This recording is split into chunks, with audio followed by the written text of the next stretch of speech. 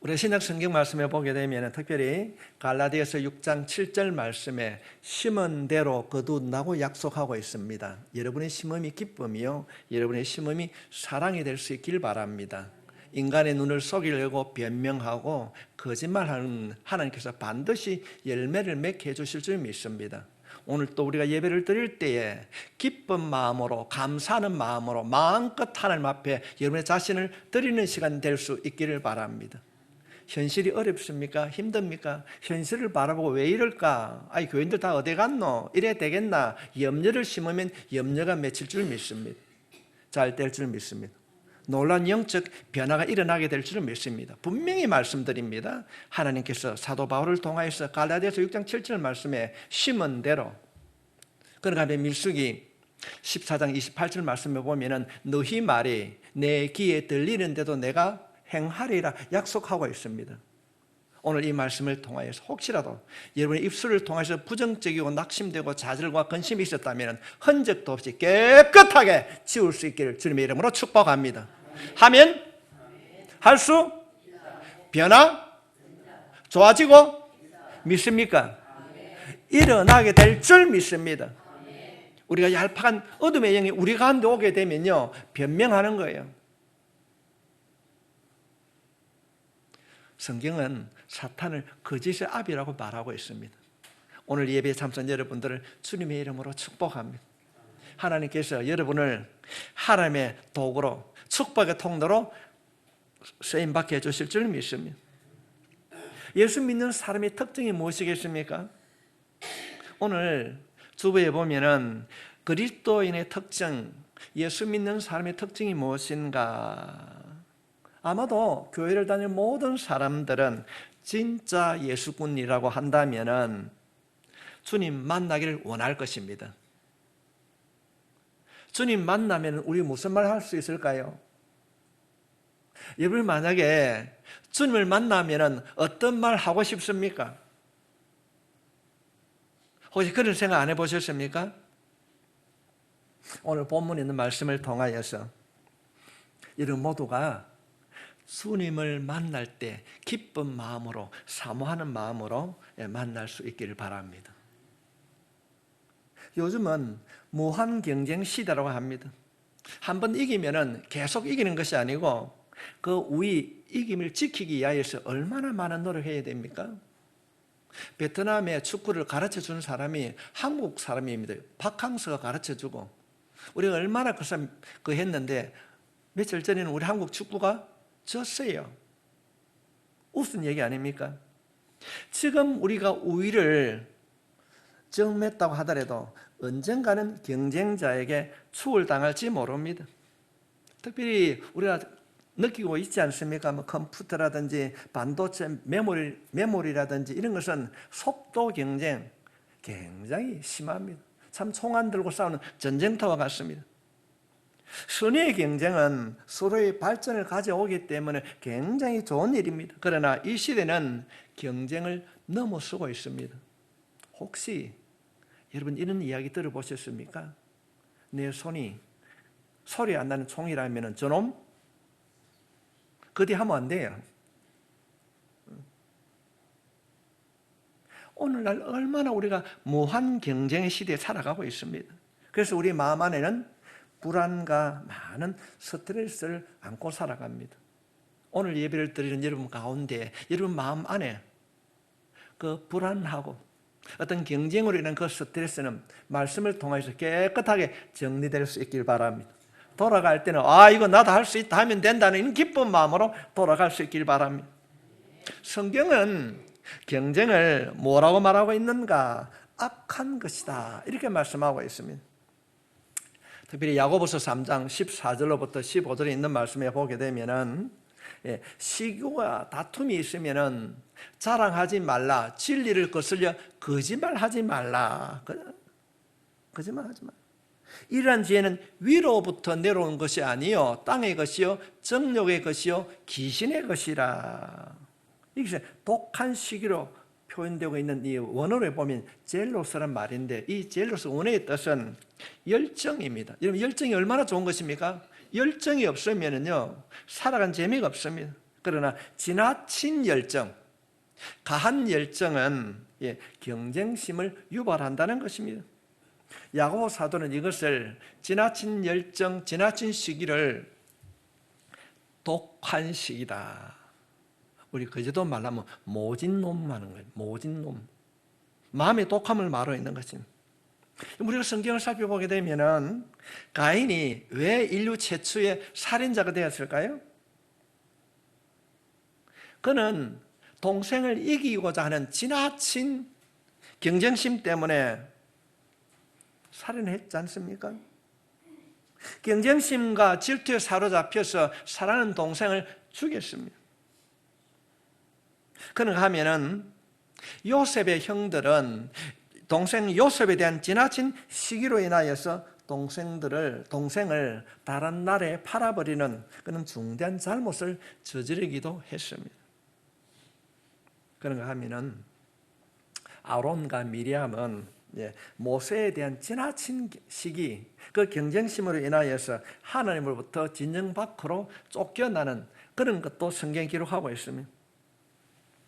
그런가 하면은 나담과 아비나답은 시기심으로 인하여서 산채로 땅에 매장되는 것도 보여주고 있습니다. 사람들의 잘못된 경쟁심으로 저질러지는 비극은 오늘날도 계속되고 있습니다. 아니 어쩌면 더욱더 지능적으로 심화되고 있습니다. 우리의 사회는 지나친 경쟁심으로 여러 가지 비극이 일어나고 있습니다. 어쩌면은 내 마음 안에도, 우리의 마음 안에도 지나친 경쟁심이 자리 잡고 있습니다. 기회가 온다면은, 완벽한 범죄가 된다면은 제거하고 싶고 하고 싶고 이기고 싶은 마음들이 우리 안에 있는 줄 믿습니다. 이 시기심, 잘못된 이기심이라는 이것이 우리 안에 자리를 잡게 되면요, 하나님의 음성을 들을 수가 없습니다. 오늘 예배를 드린 여러분 모두는 엎드릴 때마다 예수라고 이름 부를 때마다 주님의 음성을 듣는 하나님의 사람으로, 예수의 사람으로 변화될 수 있길 바랍니다. 잘못된 경쟁심으로부터 우리가 어떻게 하면 해방될 수 있는가? 그 잘못된 시기심으로부터 해방될 수 있는 길은 무엇인가? 성경은 먼저 섬김의 삶을 살아야 된다고 말하고 있습니다. 주님은 본문에 있는 말씀을 통하여서 명백하게, 너무나도 분명하게 우리들을 가르쳐주고 있습니다. 예수 믿는 사람들이 우리 자신을 파멸시키는 잘못된 경쟁에서 벗어나기 위해서는 믿는 자들이, 예수 믿는 우리가, 오늘 예배를 드리는 우리가 먼저 섬김의 삶을 살아야 한다고 성경은 가르치고 있습니다. 오늘 성경에서는 예수님의 제자들의 그 잘못된 모습들을 보여주고 있습니다. 예수님께서 북쪽에서 지금 가이사라 빌립보에서 지금 고향으로 갈릴리로 내려갑니다. 이 지금 현재 빌립보에서 갈릴리로 내려가는 그 길이 어떤 길인가 하면 우리는 잘 알고 있습니다. 베드로가 주는 그리스도시요 살아계신 하나님의 아들이라고 고백했던 그 유명한 고백입니다. 그런데 지금 그 고백을 듣고 난 이후에 예수님께서 제자들과 빌립보에서 이제 갈릴리로 돌아가는 그 길에 주님이 말씀하시는 거예요. 베드로가 주는 그리스도시요 살아계신 하나님의 아들입니다 고백했을 때 바요라 시몬아 내가 복되도다 그렇게 칭찬하고 난 이후에 그런 얘기를 하고 있는데 제자들이 엉뚱한 이야기를 하고 있어요. 엉뚱한 이야기. 그래 내가 좀 있으면은 죽을 것이다 하고 주님의 죽으심을 말씀하고 있는 겁니다. 주님이 죽지 아니하면 우리가 살 수 없습니다. 그런데 제자들이 내려오면서요 심한 논쟁을 하는 거예요. 서로 떠드는 거예요. 왜 이들이 그런 논쟁을 하게 되는가? 이제 우리가 빌립보에서 이제 고향으로 돌아가면 이제 우리가 모든 걸 내려놓고 그곳에서 우리 안전하게 살아갈 수 있을 것이다. 그랬을 때에 그들이 뭘 하게 됩니까? 누가 하나님의 사랑을 많이 받을 것인가? 누가 많이 받을 것인가? 그곳에서 나는 뭘 하게 될 것인가? 누가 큰 자가 될 것인가? 제자들이 서로 보면서 그래 하는 거예요. 누가 큰 자가 될까? 뭐 우리 안에도 그런 일이 없을까요? 우리 교회에서 가장 큰 사람이 누구일까요? 우리 교회에서 가장 큰 사람이 누구일까요? 예수님이신 줄 믿습니다. 주님이 큰 자로 교회의 주인이 되고 교회의 중심이 되어질 때 교회는 은혜로운 교회가 될 줄 믿습니다. 누가 큰 자인가? 당신보다 내가 더 똑똑하다. 내가 당신보다 좀 한 가지 능력이 많이 있다. 우리들이 말을 안 하지만은 교회 안에도 이런 경쟁심이 있을 수 있습니다. 혹이라도 그런 마음과 생각이 있다면 이 말씀을 들음으로 내려놓을 수 있길 바랍니다. 목회자들 모임에 가면요, 그런 일들이 많이 있습니다. 어떤 교회 몇 명 모이는가, 교인들이 200명, 300명만 돼도 목사들 목에다 힘을 딱 줍니다. 세상에 잘못된 경쟁심이 교회에 들어온 단정적인 사건입니다. 그래서 예수님께서는 제자들에게 이런 이야기를 하는 겁니다. 예수 믿는 사람은, 천국 백성들은 그렇게 살면 안 된다고 가르쳐주고 있는 겁니다. 어떻게 살아가야 되는가? 주님이 9장 35절 말씀을 통하여서 우리가 어떻게 살아가야 되는가? 예수께서 앉아서 12제자를 불러서 이르시되, 내려오면서 이제 고향에 앉아가지고 돌아와서 앉아서 내가 이야기한다 들어봐라. 누구든지 첫째가 되고자 하면, 어뜸이 되고자 하면 무슨 사람의 끝이 되며 무슨 사람을 섬기는 자가 되어야 하리라 하시고. 하나님의 나라에서 누가 큰 자입니까? 우리가 어떤 자리에 앉아야 됩니까? 자기 자신을 마지막에 앉는 사람, 겸손한 사람입니다. 다른 사람을 섬기며 사는 삶이라는 것입니다. 그러나 제자들은 이 말을 구체적으로 이해하지 못했습니다. 너희들이 어뜸이 되고자 하면은 섬기는 삶을 살아가야 된다. 그런데도 제자들이 이해를 못합니다. 베드로, 안드레, 야고보, 요한 누가 될까? 서로 보고 눈치 보고 있습니다. 이해를 하지 못할 때 예수님께서 예화를 들어서 지나가는 아이를 꼭 안았어요. 너 내 말 못 알아듣겠나? 하시면서 예수님이 아이를 꼭 안았습니다. 그러시면서 내가 안고 있는 이 아이 하나를 영접하면 나를 영접함이고, 이 아이 하나를 영접하지 아니하면 나를 영접하지 아니하며 나를 보내신 하나님을 영접하지 아니함이라 예를 들어 설명하고 있는 겁니다. 예수님이 어린 아이만을 말하는 것이 아닙니다. 잘못된 경쟁은 수단과 방법을 가르지 않고 일어납니다. 교만해지는 거예요. 이런 사회는 언제나 피해자가 약자입니다. 여러분 많이 들어보셨지요? 갑질이 무슨 뜻입니까? 강한 자가 약한 자를 업신여기는 것을 우리는 갑질이라 그렇게 하는 것입니다. 힘이 없고 재물이 없고 권력이 없고 약한 자를 대표하는 것이 어린아이입니다. 우리 쪽편 우리 권사님 특별히 나이가 많고 가진 것이 없고 어찌해야 됩니까? 그냥 그렇게 살아가실랍니까? 이전에 이런 말이 있습니다. 입 놔두고 뭐 할래? 들어보셨어요? 들어보셨어요? 여러분이 가지고 있는 그 입술, 하나님 내가 이렇게 약합니다, 아픕니다, 어려움이 있습니다, 하나님 나를 도와. 아침 식사 안 하셨구나. 오늘 오후에 점심 때 많이 드십시오. 하나님 내가 이렇게 연약하고 이렇게 약합니다, 하나님 도와주십시오. 세상을 만드신 그 권능, 그 능력으로 나를 도우시고 나를 인도해 주십시오라고 기도하면은 우리의 작은 신음에도 응답해 주시는 그 하나님께서 도와주실 줄 믿습니다. 재물이 없고 권력이 없고 약한 자를 대표하는 것이 어린아이입니다. 그래서 사람들이 어이 아들은 가라 이렇게 말하지 않습니까? 요즘은 어린아이들도 인권이 있습니다. 예수님 당시 그 팔레스타인에는 어린아이에게는 인권이 없었습니다. 그 연약한 그 어린아이를 주님께서 품에 안으시고 예를 들어 설명하는 거예요. 얘들아, 내가 안고 있는 이 아이를 보이느냐? 아이는 자신을 지킬 만한 그런 힘이나 능력이 없습니다.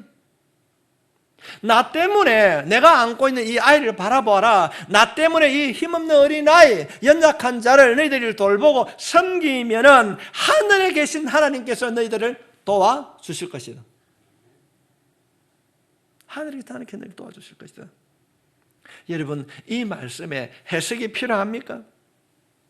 어린아이와 같이 자신을 지킬 수 없는 연약한 자를 돌보면은, 섬기면은 하나님께서 우리를 지켜주실 줄 믿으면, 제가 이전에 이 이야를 한번 썼습니다. 러시아의 때, 구정 러시아 때, 러시아 때에 이완이라는 그 대제가 있었어요. 왕이 있었어요. 이 이완이라는 왕이 민정 시설을 한번 가게 됩니다. 그래 변장을 하고 충분히 다른 사람을 도와줄 수 있을 것이다 하고 생각하고 피곤도 하고 그래서 내가 저녁을 한 끼 얻어 먹어야 되겠다고 사는 집을 찾아갔습니다. 이 정도 사는 사람이라면 내 한 끼 정도는 안 해결해 줄 수 있겠나 하고 찾아갔는데 아무도 그를 도와주지 않았습니다.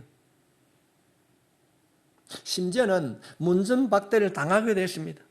그런데 이 왕이 생각할 때에 야, 이것이 내가 다스린 우리 백성들의 삶인가? 낙심을 했어요.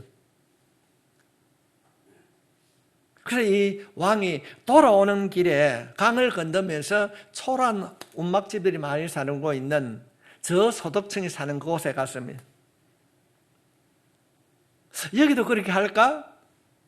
반신반의하면서 문을 두드렸어요. 어떻게 오셨습니까? 내가 길을 가는 사람인데 배가 너무 고픈데 밥 한 끼 얻을 먹을 수 있습니까? 그러니까 주인이 문을 열고 어서 들어오세요. 많은 것은 아니고 깨끗한 것은 아니지만은 우리들이 먹는 것이지만은 소찬이지만 들고 가십시오. 어디까지 갑니까? 비록 누차지만은 우리 집에서 하루 주무시고 가십시오. 이 이완 대제가 세상에서 가장 맛있는 빵, 가장 편안한 잠을 잘 수 있었다고 했습니다. 여러분, 이 일 이후에 어떤 일들이 일어났겠습니까? 그 다음 날 왕은 모든 규칙을 다 갖추고 그 집을 방문했습니다. 지금 주님은 우리들에게 말씀하고 있습니다. 우리가 어떤 삶을 살아가야 되는가를 가르쳐주고 있습니다. 요 근래에 들어서 많은 저수를 하고 사람들로부터 존경받는 한 사람이 미국의 유명한 대학이 있습니다. 하버드 대학이라고 합니다. 그 하버드 대학교 종신 교수였던 헨리 나우엔이라는 사람이 있습니다. 그분이 어느 날 평생 교수를 할 수 있는데도 그걸 다 내려놓고 지적장애인, 장애인 공동체로 들어갔습니다.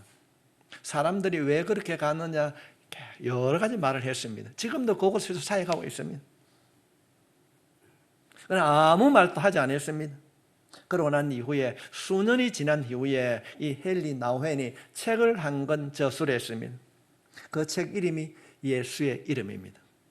Jesus name이면 예수의 이름의 책입니다. 그 책 내용을 잠시 소개하면요, 이런 내용입니다. 나는 평생 학자로서 박사로서 내가 올라가야 할 그곳에서 계속 올라왔습니다. 그 오르막, 그 성공을 향해 달려왔는데 그 길에는 예수가 보이지 않았는데 이제 내리막길에서 그들의 말을 내가 알아듣기도 힘이 들고 내가 하는 말을 그들이 정확하게 알고 있는지 모르는데 그 내리막길에서 그들과 함께 신앙생활을 하면서 예수를 보았다.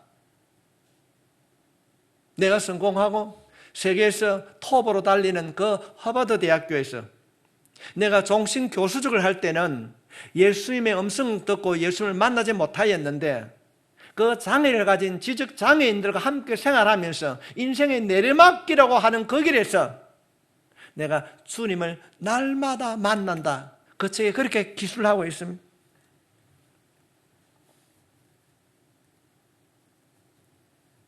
여러분을 힘들게 하는 것이 무엇입니까? 여러분의 어깨를 짓누르고 있는 그 짐이 무엇입니까? 여러분이 눈을 감고 기도할 때 그 기도를 중단시키는 세상의 염려가 무엇입니까? 내가 많은 물질을 얻고자 하는 것, 내가 이루고자 하는 그 어떤 일들이 짐이 되고 있지는 않습니까? 당신의 가정을 위하여서, 당신의 자녀 성공을 위한 것 때문에 주님의 만남을 뒤로하고 달려가고 있지는 않습니까? 세상의 무한 경쟁에 뒤지지 않으려고 허우적거리고 있지는 않습니까? 주님께서 가르쳐 주신 그 길과는 전혀 상관없이, 섬기고 나누란 길과는 전혀 상관없이 내 뜻대로, 내 지식, 내 경험으로 살아가고 있지는 않습니까? 헨리 나우에는 그 길에는 주님이 안 보인다는 겁니다. 오늘 우리가 이 말씀을 통하여서 정말로 섬기는 자, 나눈 자의 삶을 살게 될 때에 주님을 만나게 될 줄 믿습니다. 우리 모두 그 길로 걸어갑시다. 그것이 우리 생활 속에서 실천되어질 때에 놀라운 영적 변화가 일어나게 될 줄 믿습니다. 내가 생각하는 모든 것 내려놓고 가벼운 마음으로 한번 살아가 봅시다. 우리들이 이 길을 선택하고 그 놀라운 것을 내 생활로 경험되어지길 원한다고 한다면 섬기는 자의 삶을 살아가야 되는 것입니다. 그럴 때에 주님을 만나는 역사가 일어나게 될 줄 믿습니다. 옆에 있는 성도들에게 한번 이렇게 축복합시다. 주님 만납시다. 아멘. 진짜 예수꾼 되어야 되는 거예요. 진짜 예수꾼. 무늬만 예수꾼이 아니라 진짜 예수꾼. 어떤 환경의 변화가 내게 주어진다 할지라도 오직 예수, 주님만이 내가 붙잡을 사람이다. 그렇게 주님을 나의 주로 고백하며 붙잡고 그 길을 걸어가게 될 때 때로는 그것이 나의 아픔일 수도 있고 때로는 경제적으로 어려울 수도 있습니다. 그러나 변치 않는 그 주님을 바라보고 그 주님을 만나고 그 주님을 부르면요, 주님의 음성을 듣게 될 줄 믿습니다. 오늘 예배를 듣는 여러분 모두가 진짜 되시길 주님의 이름으로 축복합니다. 그 길을 걸어가기 위해서는 우리는 먼저 섬기는 자가 되어야 됩니다. 두 번째로는 배려하는 삶을 살아야 됩니다. 첫 번째는 섬기는 삶을 살아야 되고 두 번째는 배려하는 삶을 살아가야 됩니다. 주님께서 너 앉아봐라. 너 오면서 무슨 이야기를 그리 많이 하노? 누가 높은 거 내가 뭘 할까? 그런 얘기 하지 말고 내가 이야기한다. 앉아봐라. 그러면서 주님이 섬기는 삶을 살아야 된다고 이야기를 하고 있는데 요한이 불쑥 하는 거예요. 불쑥 이야기하는 거예요. 38절 말씀. 요한이 예수께 여짜오되 선생님 우리를 따르지 않는 어떤 자가 주의 이름으로 귀신을 내쫓는 것을 우리가 보고 우리를 따르지 아니하므로 금하였나이다. 제자들은 귀신을 쫓아내지 못했습니다. 그런데 제자들이 가다 보니까 제자들의 몸이 들지 못하는 사람이 귀신을 쫓아내는 거예요. 그럴 때 제자들이 열을 받았어요. 어이 저것들 봐라. 저는 제자의 무리 들도 안 했는데 예수 이름으로 귀신을 쫓아내고 능력을 행한다. 우리 말하면 무명의 의사행위를 하는 걸 봤어요. 그런데 요한이 뭐라고 그럽니까? 야, 너 그만둬라. 너는 제자도 아니잖아. 우리 물에 들지 않았는데 너가 왜 그렇게 하느냐. 그렇게 말했습니다. 그럴 때 주님이 요한에게 그렇게 하면 안 된다고 하는 말씀이 40절에 기록되어 있습니다. 우리를 반대하지 않는 자를 우리를 원하는 자니라. 여러분, 이 제자의 물이 들지 않았다고 그들이 치유사를 할 때 너는 그렇게 하면 안 된다.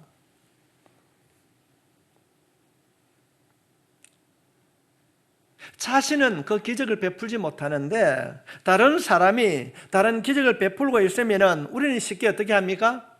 질투합니다. 상대방을 깎아내립니다. 오늘 교회 안에 지나치게 내 편과 상대편을 강조합니다. 언제나 내 편과 남의 편을 나누길 좋아합니다. 내 것, 내 자녀, 내 교회, 내 편이면 무조건 오케이. 다르면은 가오뚱합니다. 상대편은 일단 거부하고 부정적으로 생각하고 자신의 경험과 지식을 가지고 판단하길 원합니다. 성도 여러분, 우리는 이 흑백의 논리에서 벗어나야 됩니다. 마음을 넓혀야 됩니다. 오늘 예배를 드린 여러분의 마음은 5대양 6대 주인 줄 믿습니다. 마음을 넓혀야 됩니다. 우리를 반대한다고 해서 전부 다 적이 아닙니다. 오늘 말씀을 통하여서 주님은 너희의 생각의 폭을 넓히라는 겁니다. 물론 우리가 잘못된 진리, 이단 사상 우리가 경계해야 되겠지만은 우리 오늘 말씀을 통하여서 우리의 마음을 넓혀야 될 줄 믿습니다. 그래서 비록 그들이 연약하고 부족하다 할지라도 우리가 어떤 삶을 살아가야 되는가, 41절 말씀에 주님은 누구든지 너희가 그리스도에게 속한 자라 하여 물 한 그릇이라도 주면 내가 진실로 너에게 이르노니 그가 결코 상을 잃지 않으리라. 제가 지난주 중에 그레이스 홀을 우리가 하고 있지 않습니까? 그분의 전도를 받고 어느 분이 저희 교회에 방문을 했습니다. 제가 기도하고 축복해 주셨는데 저는 정말로 성교비 10만 원밖에 안 줬는데 울면서 그 사람이 기도하는데요, 이야, 그럴 수도 있겠구나, 그런 생각을 한번 가져봤습니다. 교회가 달라도, 교파가 달라도 예수님을 나의 주라고 인정하는 사람이라면, 나의 견해가 다르고 생활 방식이나 여러 면이 달라도 우리가 예수 이름으로 영접하고 예수 이름으로 칭찬하고 예수 이름으로 사랑을 나누어 줘야 될 줄 믿습니다. 주님께서 말하는 겁니다. 물 한 그릇 호이라도 반드시 주님이 갚아 주시겠다고 약속하고 있습니다. 물 한 그릇이라도. 이 일에 우리 모두가 동참할 수 있길 바랍니다. 그런데 반대로 물 한 그릇이라도 섬기고 나누어주면은 주님이 갚아주시지만은 그래 하지 않는 자는 어떤 일들이 일어나는가? 42절 말씀. 또 누구든지 나를 믿는 이 작은 자들 중 하나라도 실족하게 하면 차라리 연자 맷돌이 그 목에 매어 바다에 던지는 것이 나으니라. 교회에 나와서 예배를 드리는 사람이 누구라도 상대가 내 편 아니고 약한 자라고 해서 업신여기고 실족시키면은 목에다가 연자 맷돌을 매달아서 물에 빠뜨린다. 올라오지 못하도록 죽이겠다는 참 무슨 이야기입니다. 여러분, 너무 강합니까? 그보다 더 강한 말도 있습니다. 내 손이 범죄하거든 찍어버리라. 장애를 가지고 천국에 가는 것이 두 손 가지고 지옥에 가는 것보다 낫다고 그렇게 42절에 말씀하고 있습니다. 물론 가장법이지만은 예수님의 의도는 명백합니다. 예수님을 믿는 사람이라도 상대방을 나와 다른 사람으로 그를 실족시키면은 우리가 심판을 피할 수 없다는 겁니다. 여러분, 우리가 무엇을 통해서 상대방을 실족시킵니까? 말입니다. 여러분의 말을 통해서 상대방을 실족시킨 일이 없기를 바랍니다. 결단해야 됩니다.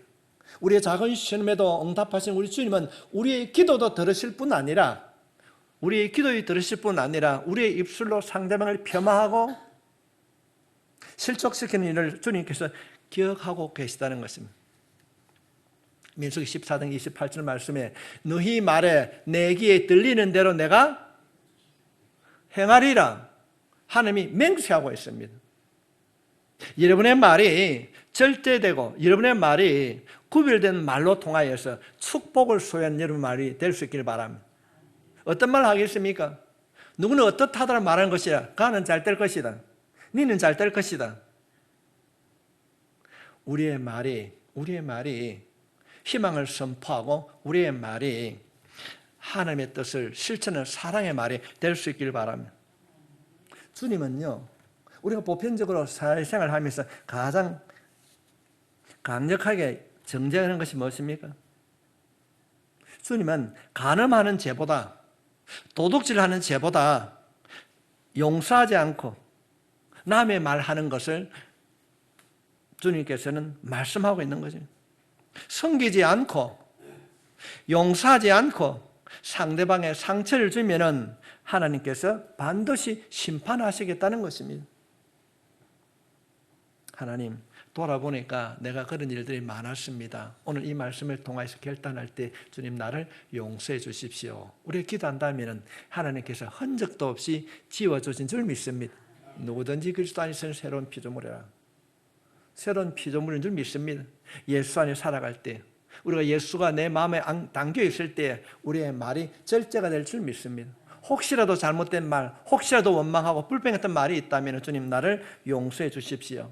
내 입술에 파수꾼을 세워서 말에 대해서 실수가 없는 자로 살아갈 수 있도록 주님 도와달라고 기도할 수 있길 바랍니다.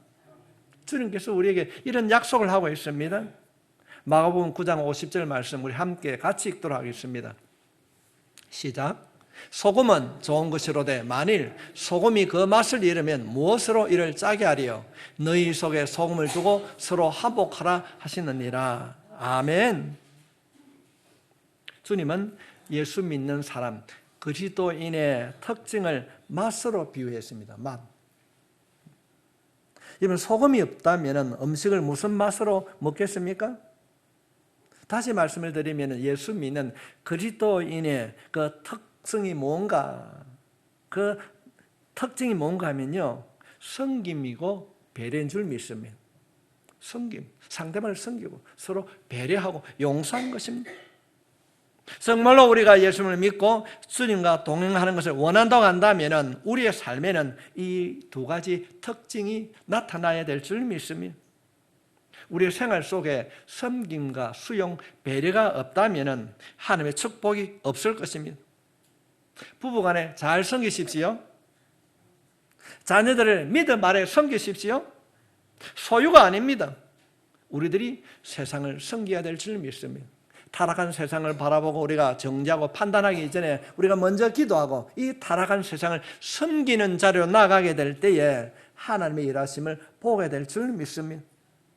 오늘 이 말씀을 통하여서 우리의 생활 속에, 우리 각자의 삶 속에 섬김과 이 배려라고 하는 것이 회복되고 여러분이 가는 길마다 하나님이 함께하는 역사가 일어나길 주님의 이름으로 축복합니다.